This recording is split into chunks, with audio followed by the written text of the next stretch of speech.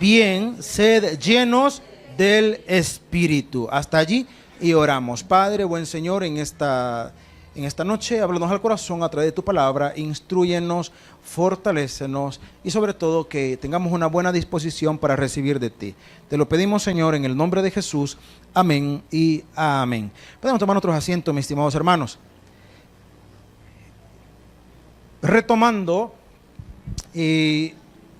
el contexto del pasaje, recordemos que el apóstol está confrontando la condición de las personas que están dentro de la iglesia, pero que no necesariamente hayan tenido un encuentro personal sincero con nuestro Señor Jesucristo. Hacíamos la referencia la semana anterior que en la época del apóstol Pablo, como en nuestra época, en nuestra actualidad, dentro de las congregaciones hay personas que se sienten muy, digamos, identificados con la iglesia, identificados con la enseñanza, pero eso no significa que realmente hayan tenido un encuentro personal y sincero con Jesucristo. La evidencia de un nacido de nuevo, la evidencia de que alguien realmente ha conocido al Señor es la seguridad que pueda tener respecto a su salvación.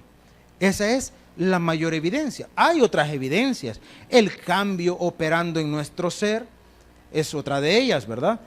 Pero en este caso, repito, el apóstol está confrontando esa condición, confrontando también, hermano, la influencia que los creyentes de aquel momento, o las personas que estaban dentro de la iglesia de Éfeso, la influencia religiosa y pagana a la que hayan estado sometidos. Por eso es que hace la referencia de andar como sabios y no como necios. Los sabios lo que reconocen lo que el Señor vino a hacer por sus vidas, y el necio es aquel que a pesar de que lo sabe, a pesar de que lo conoce, no lo acepta, no lo hace propio, no aprovecha, por decirlo de esa manera, las oportunidades o la oportunidad que Dios le ha brindado. Ahora, en ese contexto de confrontar las personas que están dentro de la iglesia pero que no conocen al Señor, de confrontar las prácticas o la influencia que puedan traer del paganismo, les hace la siguiente comparación. Leamos el 17 solo para tener contexto, pero nos vamos a centrar en el versículo 18. Dice: por tanto, no seáis insensatos, sino entendidos de cuál sea la voluntad del Señor. En este caso, ¿cuál es la voluntad del Señor? Que todos procedan al arrepentimiento, que todos le conozcan. Ahora, en ese encuentro personal o en esa relación con Dios o en ese conocimiento de Dios, por decirlo así, entra este detalle que ya lo vamos a ver así muy despacio. No os embriaguéis con vino, en el cual hay disolución, antes bien, como dice, sed llenos del Espíritu. Ahora, si lo vemos de una forma inapropiada, ¿cuál sería la forma de verlo inapropiadamente? Querer interpretar el versículo apartado de su contexto. Tenemos que tomar el contexto para poderle dar sentido a la porción, en este caso el versículo 18. Ahora, le dije, ¿cuál era el contexto? La influencia del paganismo que las personas que estaban dentro de la iglesia en Éfeso podrían tener. ¿Cuál era aquella práctica o cómo se asociaba el hecho de que una persona tuviera un encuentro personal o una experiencia personal con una divinidad? ¿Cómo lo asociaban los paganos? ¿Cómo lo asociaban? Porque en aquel tiempo ya, bueno, no solo en ese tiempo, sino que incluso muchos años antes, hermano, ya se tenía noción o se promulgaba el hecho de que los mortales, óigame bien, de que los mortales pudieran tener contacto con la divinidad.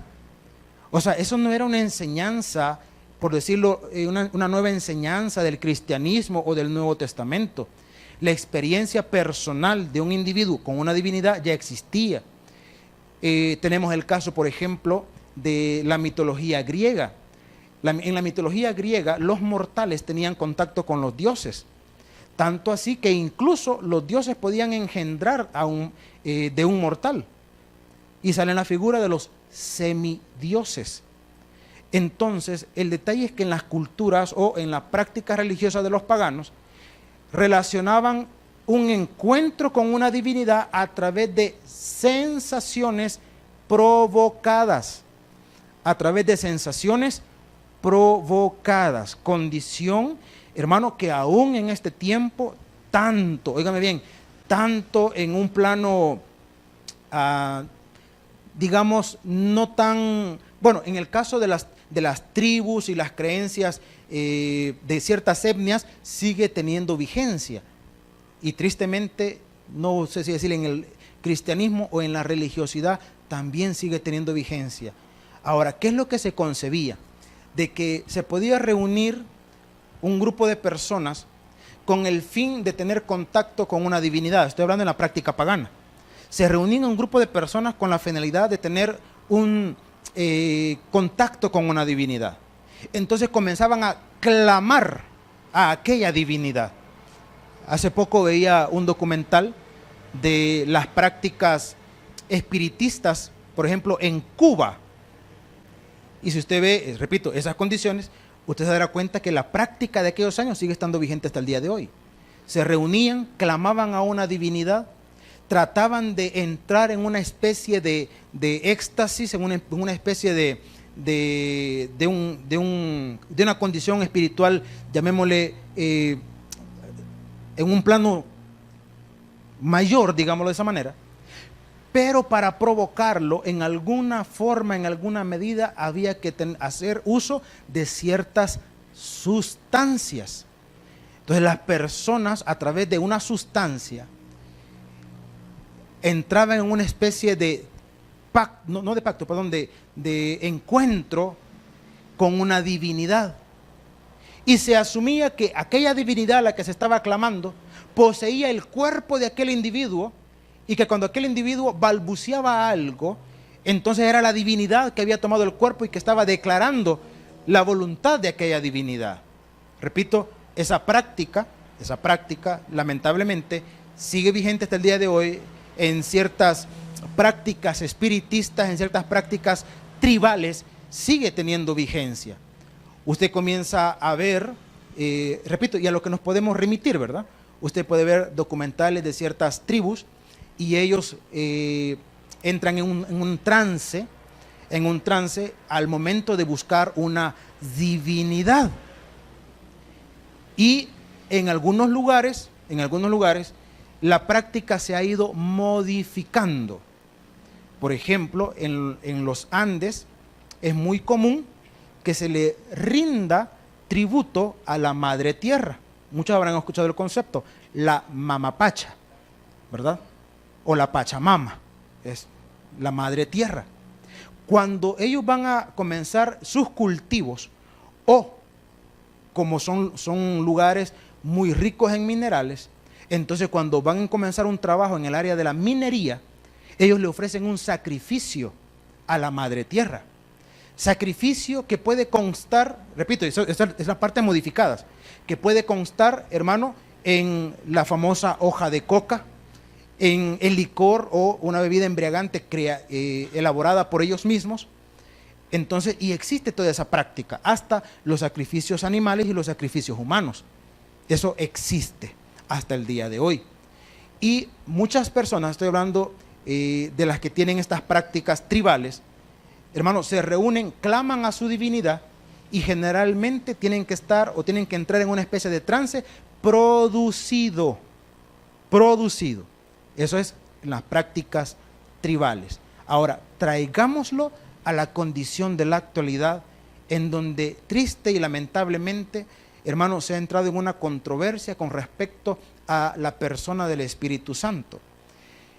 A nosotros como iglesia, como denominación, otras congregaciones cristianas Por mucho tiempo nos acusaron de que nosotros no le dábamos libertad al Espíritu, porque para ellos darle libertad al Espíritu era una manera, en donde a través de la celebración de los cultos, una persona era tomada por el Espíritu y comenzaba a hablar en otras lenguas, comenzaba a tener cierto comportamiento, cierta práctica, hasta el punto incluso, hermano, de caer supuestamente porque el Espíritu lo había tomado.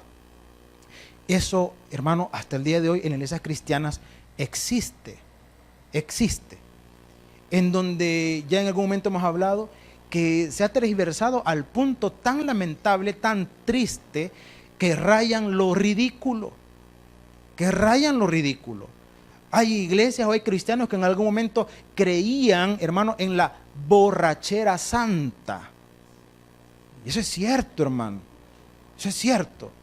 Y se amparaban en este texto, por si acaso, hermano, y decían que el Espíritu había tomado a tal persona, a tal hermano, a tal hermana, y aquel hermano o hermana comenzaba a comportarse como que andaba borracho, supuestamente porque estaba en la borrachera santa. Comenzaron a inventar cosas como la risa santa, en donde el Espíritu tomaba a un hermano y aquel hermano comenzaba a carcajearse, hermano, descontroladamente, y esa era una manifestación de que el Espíritu estaba sobre él. Quizás el caso más ridículo, era cuando algunos llegaron al punto de creer, y aunque les parezca risible, pero es cierto, hermano, el ladrido santo. Es cierto. ¿Qué era el ladrido santo? Que el Espíritu tomaba a aquel hermano y aquel hermano comenzaba, literalmente, hermano, a ladrar y a comportarse como un animal. A ese punto. Entonces, esa práctica desde mucho antes de la época de Pablo ha existido, hermano, y se mantiene hasta el día de hoy, no quizás en la misma magnitud, en la misma medida que aquel tiempo, pero repito, en las ceremonias tribales, esa condición es casi que la misma de aquel tiempo. Traducido en el plano religioso, no puedo decir cristiano porque no es cristiano, entonces se disfraza aquella condición en donde se dice que el Espíritu lo tomó y le ponemos nombres, entre comillas, bíblicos. Es que el Espíritu Santo lo bautizó, el bautismo del Espíritu Santo. Yo en algún momento he preguntado, ya hace creo que años ya, ¿existe el bautismo del Espíritu Santo? ¿Sí o no? ¿Existe el bautismo en el Espíritu Santo, bíblicamente hablando? Y la respuesta es, sí, hermano, sí. El detalle es que el bautismo en el Espíritu Santo no se produce después de haber recibido a Cristo. Cuando usted recibe al Señor, en ese mismo instante, usted es salvo. En ese mismo instante, usted es sellado. En ese mismo instante, usted es bautizado, porque la palabra bautismo significa teñir de otro color.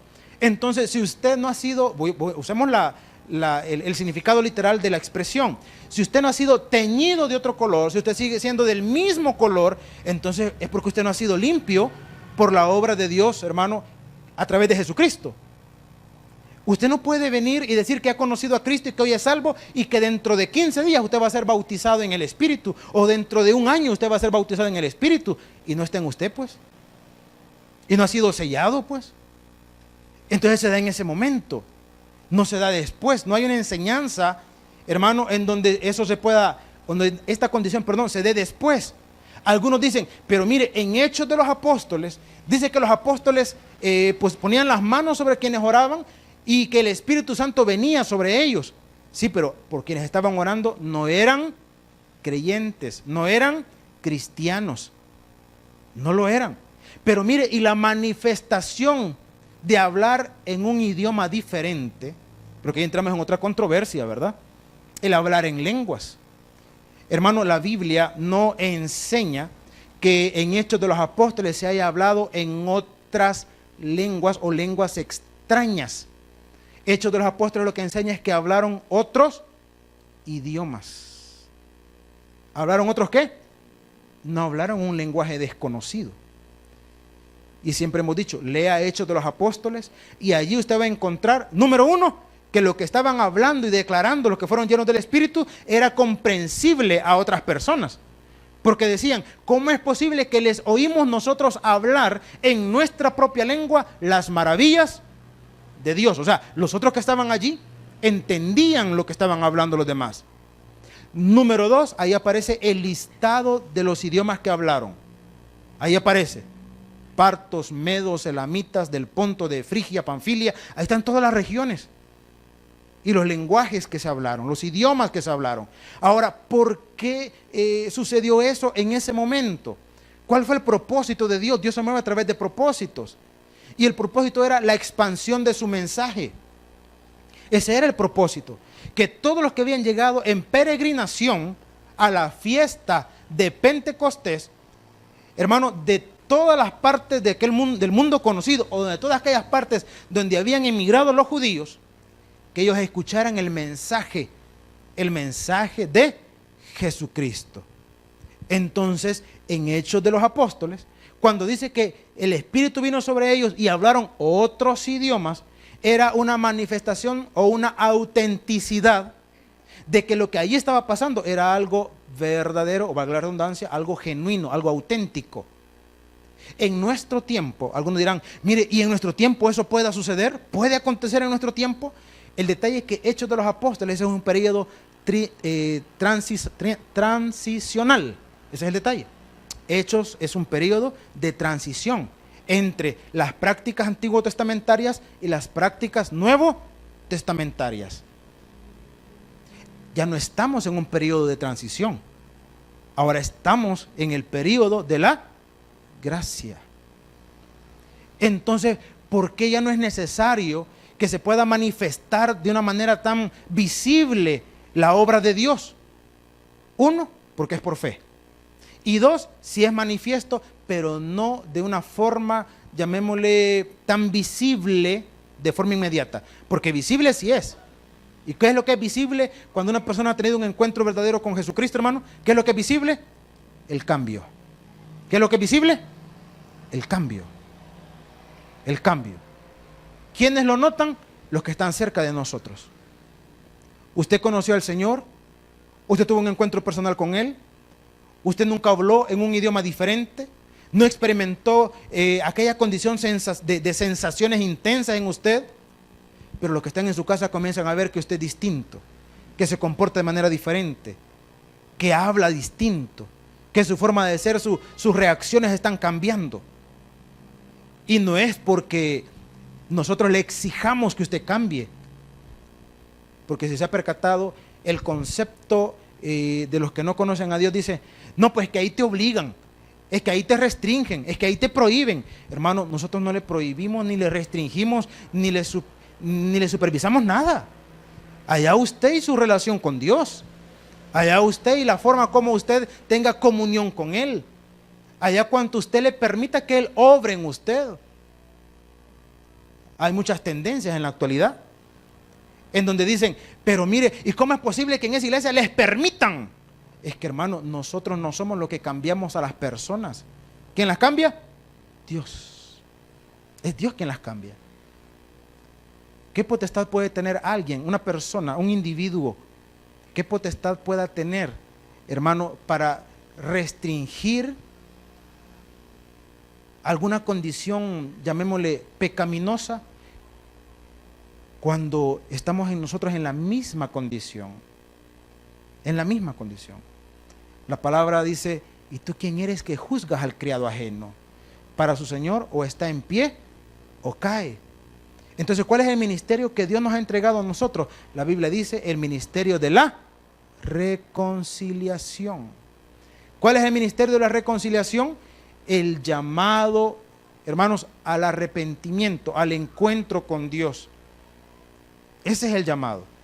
Por eso es que vamos, por eso es que evangelizamos, por eso es que les predicamos a los demás acerca de Jesucristo. ¿Por qué razón? Porque pretendemos nosotros, lo que está en nuestra posibilidad hacer, que conozcan el mensaje. Pero la decisión ¿de quién es? de cada persona. ¿Quién lo va a persuadir de pecado? El Espíritu Santo. El Espíritu Santo. Entonces aquí la Escritura, o el apóstol Pablo viene y confronta y dice, miren, en aquella práctica o aquella influencia del paganismo, no os embriaguéis con vino, en otras palabras, aquella sustancia que inducía a un encuentro con una divinidad. En el cristianismo, en la relación con Dios, no es así. Nosotros no inducimos a alguien, no lo vamos, al menos no debería de ser así, no lo vamos conduciendo, hermano, para que entre en una dimensión distinta, en una dimensión espiritual, no lo vamos manipulando a esa condición. Aunque lamentablemente hay ciertas, digamos, prácticas que parecería que pretenden eso. Hay congregaciones donde dicen, vamos a orar y vamos a apagar las luces para entrar en mayor comunión. Hay iglesias donde apagan las luces, hermano. Yo siempre he dicho, mire, yo aquí no me atrevo a usted. Porque ya con luces encendidas tengo problemas, con las apagadas, quién sabe. No usted, no, ¿verdad? Entonces, pero se está induciendo hace años para que usted sepa identificar entre una corriente religiosa y una práctica cristiana. Son cosas diferentes. Una corriente religiosa es algo que tiene un apogeo en cierto periodo, pero que después simple y sencillamente desaparece. ¿Cuál fue la práctica religiosa más reciente a la que estuvo expuesta la iglesia cristiana y que, gracias a Dios, ya en este tiempo, en esta actualidad, hermano, y básicamente ya, voy a usar la palabra apropiada, ya pasó de moda? Los que son cristianos ya de varios años recordarán las prácticas de los famosos encuentros. ¿Se acuerdan de los encuentros? Muchas iglesias cristianas entraron en esa corriente. Hay que ir a un encuentro. Hay que ir a un encuentro. Estaba el preencuentro, el encuentro y no sé qué otra cosa, hermano. Y el detalle es que comenzó a tener mucho auge los encuentros. Se tomaban a personas, a cristianos, o se promovía dentro de la iglesia. Ahora, no crea que era así nomás de bonito, valía como 40 bolitas el encuentro. Y los llevaban a partes apartadas de la familia, apartados de todo. Y lo curioso es que les decían, no vaya a andar contando nada de lo que hacemos aquí. Pero como siempre más de algún boca floja, ¿verdad? Siempre nos dábamos cuenta de las cosas que pasaban allí. Primero eso, la restricción. Número 2, hacerlo sentir culpable, porque tenía que hacerlo sentir culpable. Número 3, convencerlo de que usted no había tenido un encuentro verdadero con Jesucristo. Que allí, en el encuentro, allí de verdad usted iba a tener un encuentro con Él. Por eso es que muchos cuando venían de los encuentros expresaban lo siguiente, decían, no, es que mire, ahora sí conozco yo al Señor. Y experimentaban una serie de manipulaciones que cuando regresaban, olvídese, todo era, pero casi levitaban. El problema es que como toda práctica religiosa superficial, de repente, hermano, desaparecía aquella condición. De repente desaparecía. Había un muchacho que tenía cierto resentimiento con su papá. Y un día fue un encuentro. Y cuando regresó del encuentro vino transformado y vino que híjole, ¿verdad? Hoy sí he conocido al Señor y hoy sí. Y entonces yo allá en el encuentro perdoné a mi papá y yo ya no tengo nada en contra de él. Y yo quiero testificar que he sido libre y que ahora mi corazón está lleno de paz. Y mire, yo quiero dar testimonio. Y le dije, pues me parece bien. Ahora, ¿ya fuiste donde tu papá? Ya le dijiste que lo perdonaste, ya le dijiste que no tenés nada, que todo resentimiento ha sido borrado, ya le dijiste a él. Y me dice, no, todavía no.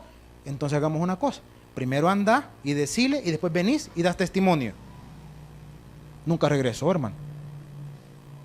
Nunca regresó. ¿Por qué razón? Porque es algo superficial. Es una inducción. Están queriendo a través de la manipulación, hermano, queriendo entrar en una dimensión espiritual. La sana doctrina no trata de eso. Es que mire, es que a mí me da no sé qué, porque aquí en la iglesia cuando oramos no se siente. Es que el evangelio no es para sentirlo, hermano. Si usted quiere sentir algo, por eso están las cosquillas, ¿verdad? Para que sienta. El evangelio es de vivirlo, de tener un encuentro con él. Por eso la comparación del apóstol, cuando aquí en nuestro contexto habla del vino. Ahora, retomemos esa bebida, vaya, retomemos esa bebida fermentada, esa bebida alcohólica. ¿Qué genera en el cuerpo? Genera sensaciones. ¿Qué es lo que hace? Exteriorizar un poco la esencia de aquel individuo. Eso es lo que hace. Mire, no hay cosa más tremenda que haya que utilizar una sustancia para poder exteriorizar lo que uno es. Mire, bien saben cuando está medio fumigado, bien saben. ¿Por qué?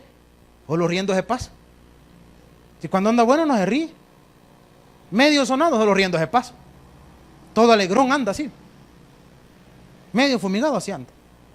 O todo lo contrario. Mira, ya hasta aquel chillando, bolo anda. Eso lo bolo chilla. ¿Verdad? Mira, aquel anda queriendo besar al fulano. Ah, bolo transformer. Siempre que anda medio así es que la agarra.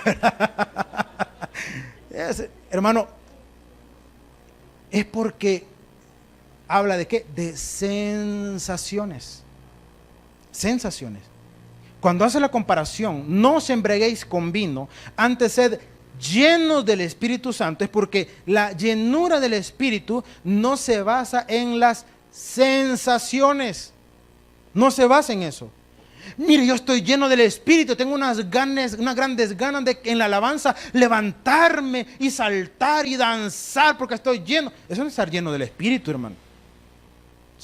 Que siente sensaciones, siente alegría, está bien, pero que me venga a decir que eso es estar lleno del Espíritu, no es verdad. Entonces, ¿qué es estar lleno del Espíritu? Estar lleno del Espíritu es doblegar mi voluntad a la voluntad de Dios y conducirme bajo la voluntad de Él para mi vida. Por eso es que en algún momento, hermanos, existe aquella triste y lamentable realidad dentro de las congregaciones, dentro de las iglesias, en donde hay personas que en la iglesia, hermano, tienen una figura, tienen una representación, una apariencia, pero en su vida personal o en su condición individual es otra cosa. Hermano o hermana, usted está llena del Espíritu. Imagínense que hagamos la pregunta. Vaya, hagan de cuenta que me lo voy a bajar, vaya. Sí, porque hoy ya no les pregunto porque ya están predispuestos. Vaya, hagan de cuenta que me lo voy a bajar. Usted responda, amén, vaya. Pero convenza. A ver, y nosotros preguntáramos, hermanos, ¿cuántos están llenos del Espíritu aquí? Ay, Señor, colaboren, hombre. Ustedes, no, hombre, colaboren. Ya les dije que, y se los anuncio con anticipación para que no se me coarten, fíjense. Vaya, vamos a ver, otra vez. ¿Cuántos están llenos del Espíritu, hermano? Amén. Eso. ¿Cuántos están llenos del Espíritu? Amén. Usted no puede estar lleno del Espíritu y sigue teniendo odio por su hermano. No puede decir eso. No puede decir eso. ¿Está lleno del Espíritu, hermano? ¡Amén! ¿Y el Espíritu lo posee? ¡Sí! ¿Y le cae mal a su hermano? ¡Sí! No puede ser, hermano. No puede ser.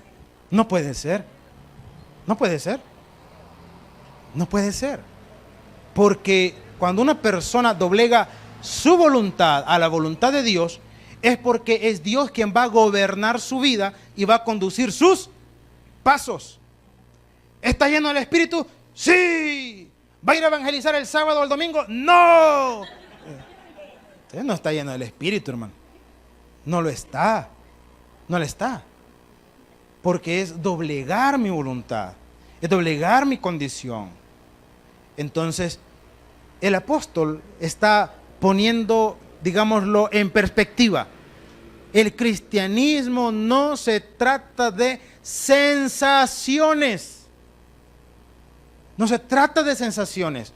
Se trata de una relación personal. Se trata de decisiones. Se trata de una comunión con Él, no de sensaciones.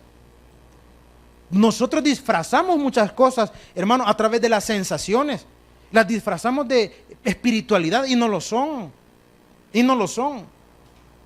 Mire, hermano, ¿y usted por qué no evangeliza? ¿Por qué no sirve? ¿Por qué no se involucra? Y muchos van a decir, es que no siento, fíjate que no siento. No siento. Otra palabra que utilizamos es que no me nace. No, pues ni que estuviera embarazado, embarazada, ¿verdad? No me nace. Y algunos viven en embarazos eternos porque, mire, porque no me nace. Porque no me nace.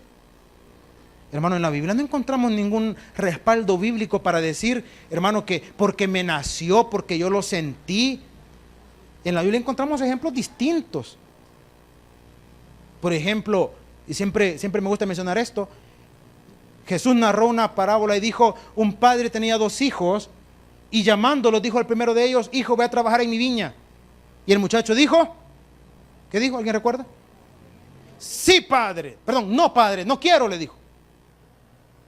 Pero al final fue. Llamó al segundo de sus hijos y le dijo, hijo, ve a trabajar en mi viña. Y el muchacho le dijo, sí, padre, iré. Y al final no fue. Entonces la pregunta que hizo Jesús fue, ¿quién de los 2 hizo la voluntad de su padre? ¿Quién hizo la voluntad de su padre, hermano? Entonces ahí cuestionémonos. Si el primero fue el que hizo la voluntad de su padre, pregunta, ¿quería ir? ¿Quería ir? ¿Sentía el ánimo de ir? ¿Qué pasó? ¿Qué? ¿Sentía? ¿Qué tiene? ¿Usted nunca se le ha salido lo maya? Sentía. Y eso que no viaja una 17. Sentía. ¿Usted entendió o no entendió? Sí, va. Sentía. Va.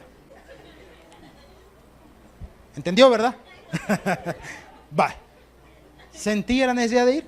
No. ¿Le nació? No. ¿Hizo la voluntad de su padre? ¿Hizo la voluntad de su padre? Sí. Pero la religiosidad se escuda en el hecho de que no lo siento, no me nace. Esa es religiosidad. Eso no es espiritualidad. No lo es. Entonces el cristianismo no se fundamenta en sensaciones. Si sentí, si no sentí, se trata de decisiones. Se trata, mis estimados hermanos, de, repito, someter mi voluntad a la disposición de Dios. Y muchas veces la disposición de Dios para mi vida no siempre va a ser lo que yo quiero. No siempre. Pero si estoy dispuesto a someterme a lo que Él quiere en mí, eso es estar lleno del Espíritu. Ahora, la llenura del Espíritu es algo que se procura, es algo que tiene variantes. Porque hay un momento donde yo no puedo tener una comunión plena con Dios. Y Efesios también enseña, no contristéis al Espíritu. O sea, está diciendo, su relación con Él en algún momento puede estar descuidada o se puede descuidar. Y aquí dice que usted puede ser lleno del Espíritu. Si usted se lo pide, si usted lo procura. Ahora, no se lo va a pedir simplemente diciendo, Señor, lléname de tu Espíritu, lléname. No. Tiene que procurarlo. Usted no va a estar lleno del Espíritu sin leer la Escritura, sin tener una vida de oración. O sea, no lo va a lograr, no lo va a hacer. Porque no es un acto mecánico. No es un acto mecánico. Pongamos un ejemplo de nuestra actualidad. Es como que usted me diga que va a establecer una buena relación de amistad con alguien, solo chateando, y cuando se ven, ni siquiera le vuelve a ver. Mire, si es que llegamos a medianoche chateando, mire con todo, viera qué divertido la pasamos. ¿Con quién? Con aquel que está allá. ¿Y por qué no vas a hablar? Ay, no. Y pasan a la par y ni se vuelven a ver usted.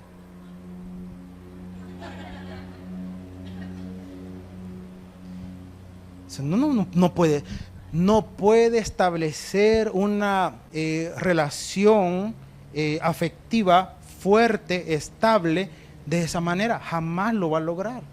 Jamás lo va a lograr. Que por chat sea tan expresivo, tan comunicativo, tan ameno, y personalmente no se atreva a dirigirle la palabra. No lo va a lograr. De igual manera, usted no puede decir, Señor, lléname de tu espíritu, y no consulta su palabra, no ora, no se congrega, no tiene comunión con Él. O sea, difícilmente. Entonces, una vez más, la Escritura dice, como ha dicho el apóstol Pablo, exhorta a la iglesia en Éfeso, y les dice, no os embriaguéis con vino, o sea, no procuren a través de sensaciones tener comunión con Dios. No os embriaguéis con vino en el cual hay disolución. ¿Qué pasa? Retomemos literalmente el texto. ¿Qué pasa con aquellos que han sido influenciados o que su estado de ánimo ha experimentado una variación a partir de una sustancia? ¿Qué es lo que ha sucedido? Que en algún momento esa sustancia se va a diluir en el cuerpo y la sensación simplemente le va a pasar. Le va a pasar, simplemente. Le va a pasar. Le va a pasar. La embriaguez, la borrachera, pasa.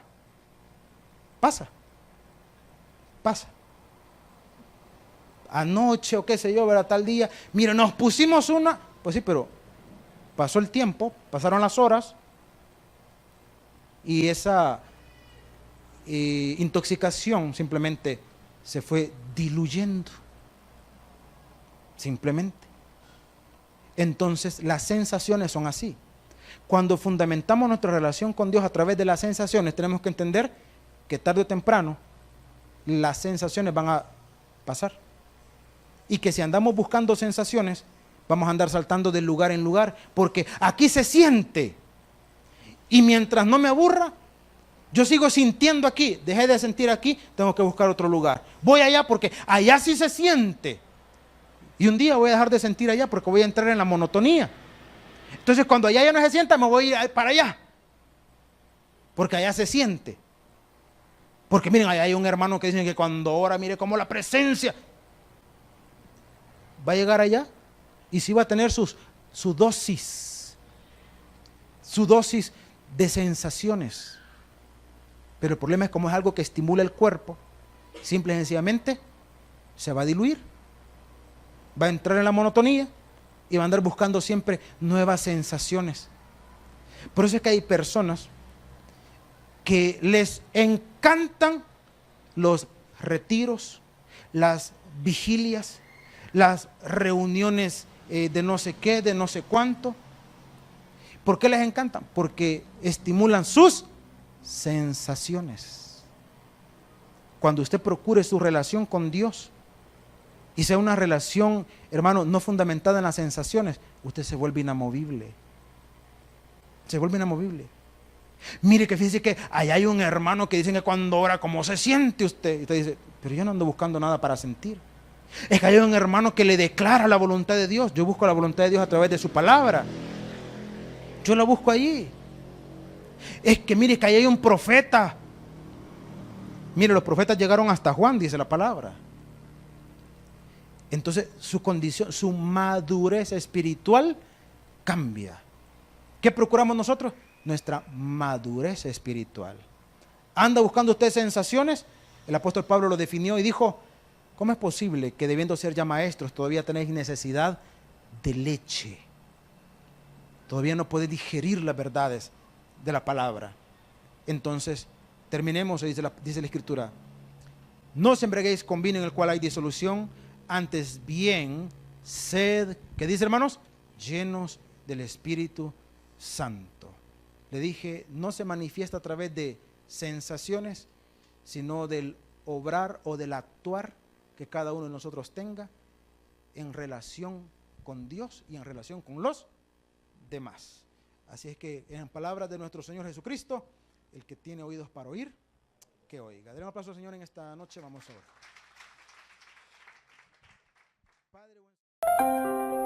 El predicador ha terminado su mensaje. Es tiempo de que recibas a Jesús como tu Salvador personal. Invócale de la siguiente manera: Señor Jesús, Yo te recibo hoy como mi único y suficiente Salvador personal. Creo que eres Dios, que moriste en la cruz por mis pecados y que resucitaste al tercer día. Me arrepiento, soy pecador. Perdóname, Señor. Gracias doy al Padre por enviar al Hijo a morir en mi lugar. Gracias, Jesús, por salvar mi alma hoy en Cristo Jesús, mi Salvador. Amén. Ahora te invitamos a que crezcas en el conocimiento de las Escrituras. Congrégate con nosotros. Estamos ubicados en kilómetro 6,5, carretera a Los Planes de Renderos.